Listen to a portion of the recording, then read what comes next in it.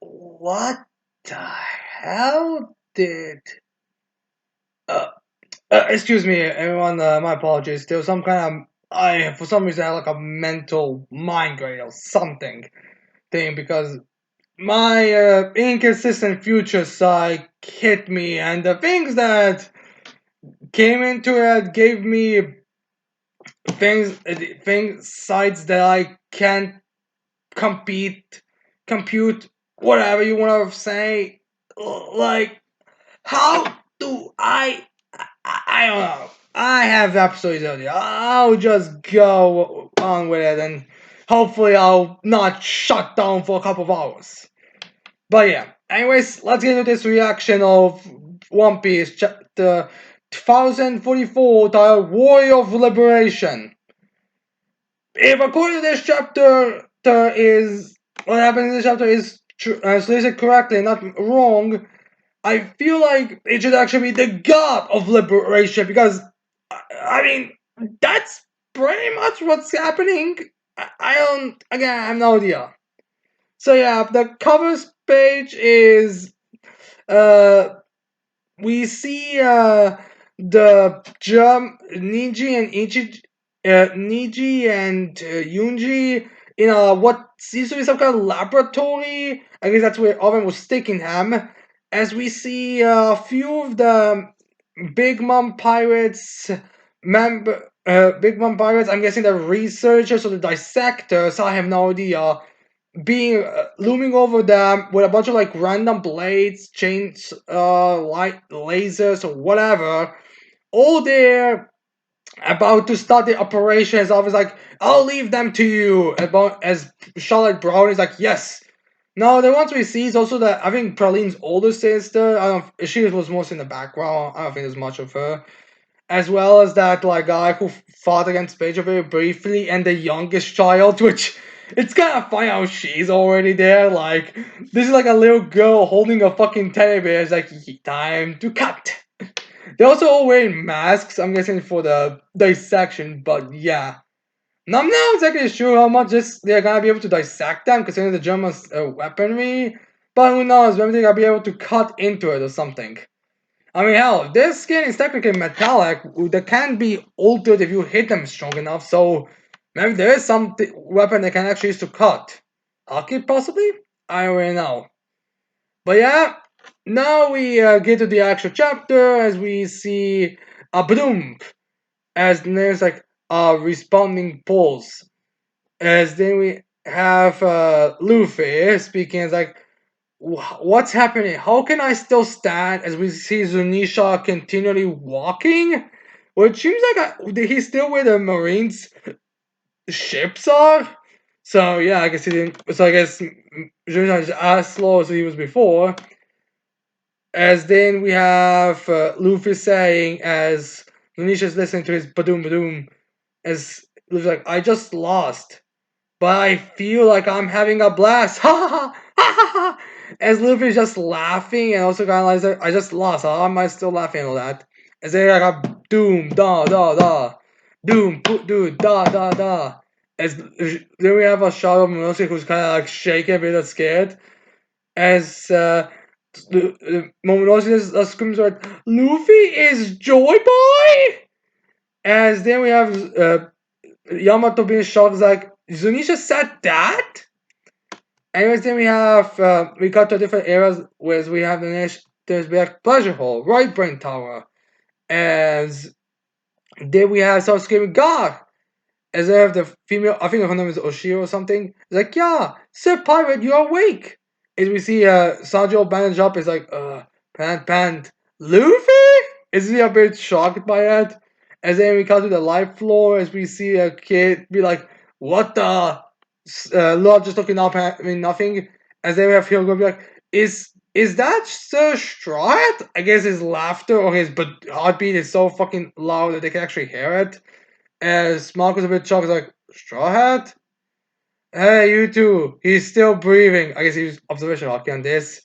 And he says that as then we see like Nami and Tama all both crying their eyes out as they were like, as Nami's like, you Luffy's still alive. And Tama, You're gonna be okay, right, big bro? And yeah, as then we cut to Marijwa's, we have this, the Holy Land Marijwa, the Holy of Power Gia Castle. As they have some of the agent guys be like, we sacrificed one of our best agents and arranged Kaido. Are we sure our priorities are straight? I mean, technically you just lost your best agent, didn't do anything else, but fine if you want to pretend they are. As then we have the guy with dreadlocks be like, this may be better than the alternative. It's imperative that we knife out something so this problematic. And nothing happened. Then we get the guy with a sword be like, no matter the era, the world government has always failed to acquire the gum gum fruit. Even after the 800 years of trying. So yeah, I guess 800 years and still failing. Which kind of makes even more unfair for Who's Who. He's like if Who's Who had this, he'll be like, what? You imprisoned me and enslaved me for failing to get that fruit, yet apparently you had this problem for 800 fucking years? So yeah, that's not good. Anyways, then we get like a tall, lanky guy with a giant BB. Like, it's almost as if the fruit itself is evading us. Is someone else be like, well, that's not impossible.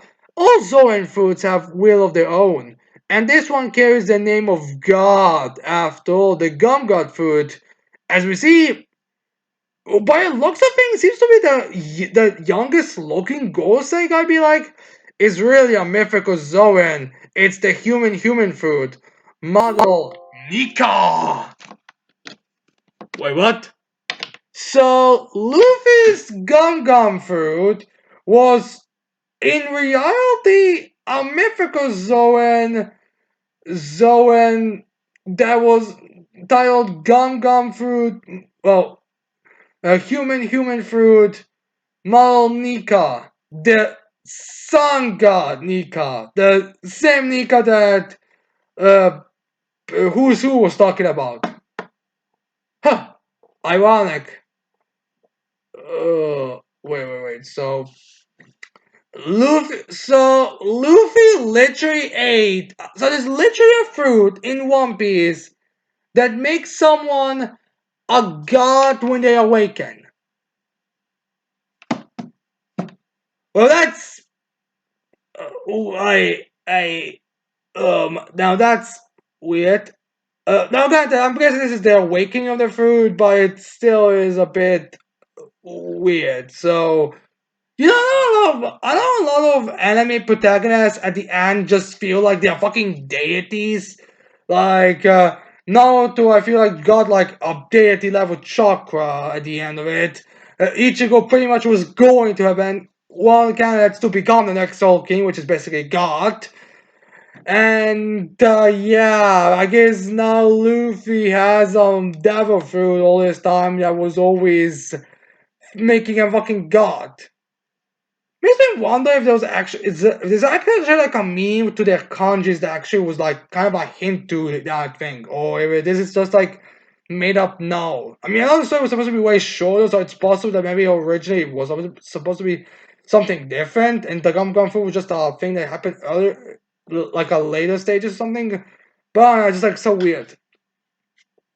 So, anyways, then we get the ghost that kind of explain the devil fruit. So it's like it uses body gains the properties of rubber.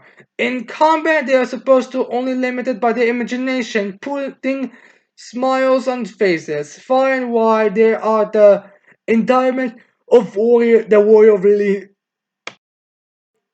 embodiment of the warrior of liberation, sun god, Nika, awakening exponentially, strengthening their rubbery body, and they even have more freedom.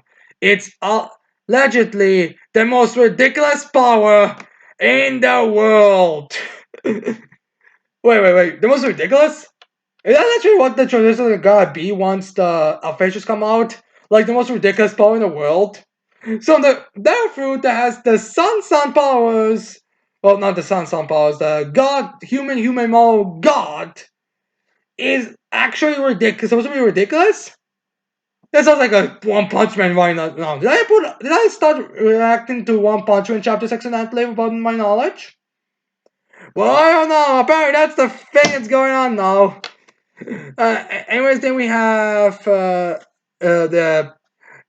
then we have the they're saying transition transition as a toy second floor, and they have Orochi back. Hiyori, I really admire Odin. And we have Orochi just bleeding. He's like, think about what we are doing. It was all Kaido. He was using me. We can still run away together. Just remove these nails and. Orochi was born way before Hiyori was even born. That's creepy in so many ways I can't even explain it. Anyways, then we have Hiyori continuing playing her submission as Hiyori's like, you spit in the face of the samurai you own, who would still believe you? So yeah, that's what place aren't gonna work at all. Orochi, like there's absolutely no like way you can escape here. Anyways, then we have we were saying is Orochi gets in her like ugly face, like his angry kind of face. As he was like, "My father kept his promise, did he not?" As then we cut to the flashback as we see Orochi dancing around while everyone was looking at him, and she's like, "He danced like a fool for 5 long years because he thought you and Kaido would honor the sacred arrangement you made and free Wano. He never even told his own family." As it says, "My father was a man who kept his words." As then we get Orochi a bit panicking about and get a bit of a flashback to everything. As then we have uh, saying he still expected the same of you when you agreed to let them go. If he withstood being boiled for the entire hour, even while his body was being burned by the oil, despite all, he always smiled. Always. As we get rid of our shot of Odin smiling, is there a video saying, I can't even fathom my father's suffering. He had to shoulder the burden by himself because the entire nation was your hostage. As they we see some rocks falling down besides them as they're on fire. As they we see Hyo shaking a bit as there even seems to be like tears coming from her mask. And she's then thinking back and she's like, as they have Odin in the flashback like, what's the matter, Hiyori? As Hiyori's like, Father, are you really okay with what everyone says about you? As I was like, of course I am. You know why? Because I have you guys. As if Hiyori like, really, I swear I'll always be here for you. So there you see like a Hiyori going cute, all cutesy and smiling, be happy. As then he thinks to her again. As then we have or just like to again be very patty is like, yes, I've always said Owen was a great samurai. As a shogun, I can ensure his legacy is recognized. Your father, as then we see her Ori throwing her mask down, as then we have Orochi get a bit scared, like, ah! As then we get like this very beautiful battle of an angry and crying Hiyori, although there's a bit like coming from her mouth, but like it's realistic. And she's like, "Hold your tongue, you miserable wretch! I am Kuzuki Hiyori."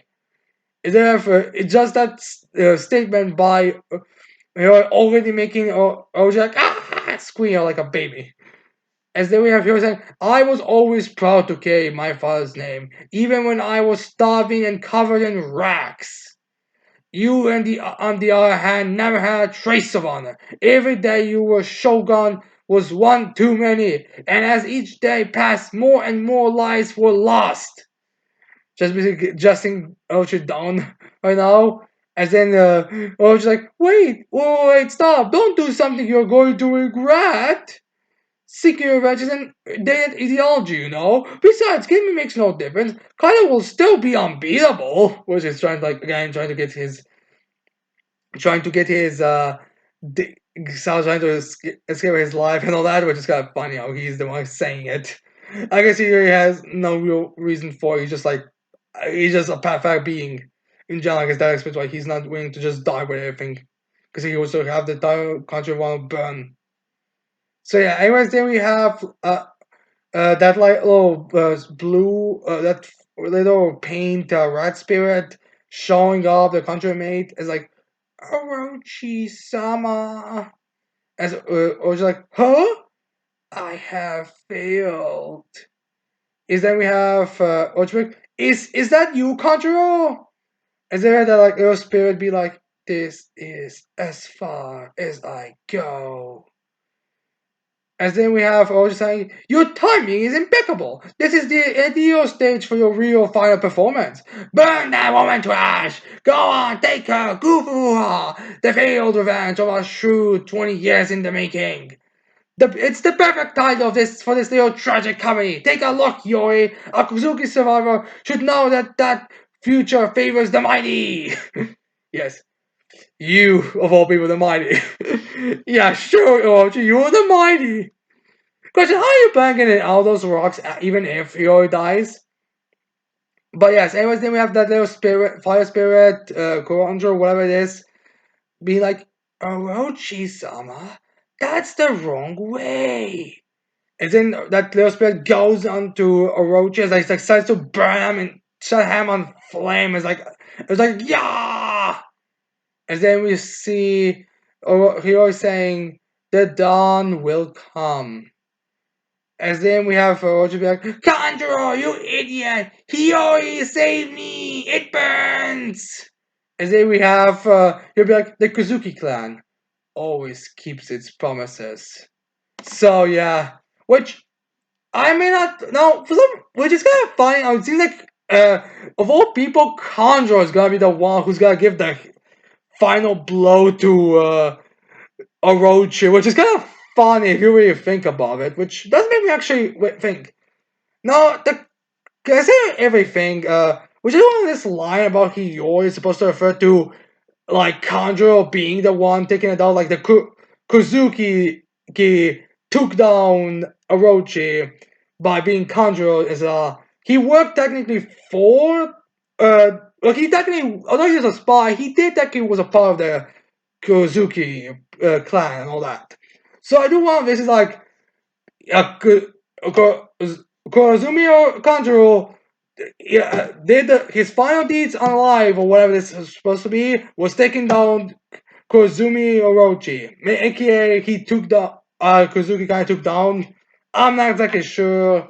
I'm kind of getting like that kind of feeling here. It's like even a traitor, a part of the Kuzuki, even a Kuzuki, a traitor, a spy, that in their final moment took down Kuzumi, which is something they promised to do.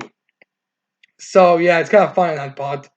So yeah, I must get cut back to the top of the Onigoshima's like, but doom, do da da, doom da da da. As I see like Luffy all stretched out, like I feel like everything's now I can keep fighting a bit longer. My heartbeat sounds funny. Doom da da da da, doom da da da da. This is my peak. This is gear fifth. Echo. I guess I guess we're finally getting gear fifth. And then we get like a bunch of Konkorsaki spreading all over the place through the roof. It actually seems to be like black line all over the place. It's like wow. And then we see her going like what? As then we get like a bunch of the beast spots falling. As then we kind of like, hey, you guys. As then we have kind of looking up.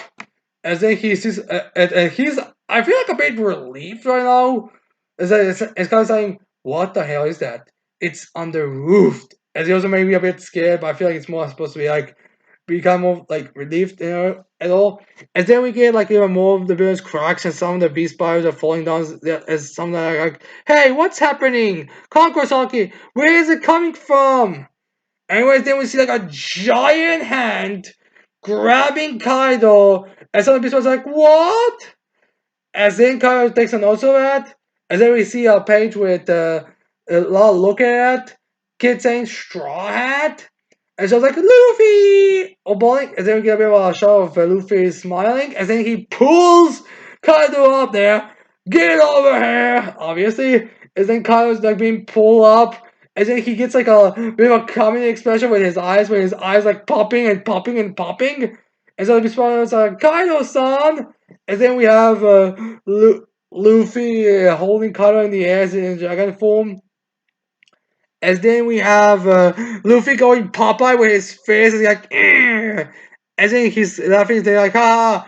And then we get a bit of a shot of Luffy, whose hair seems to be like kind of like a mythical fire kind of look. Kind of shape. He's like, take this! And he just like starts spinning, kind of like it's a cartoon, you know, like like a guy's face now it looks like a fucking cartoon dog, and his eyeballs all over the place, and he's like, ah!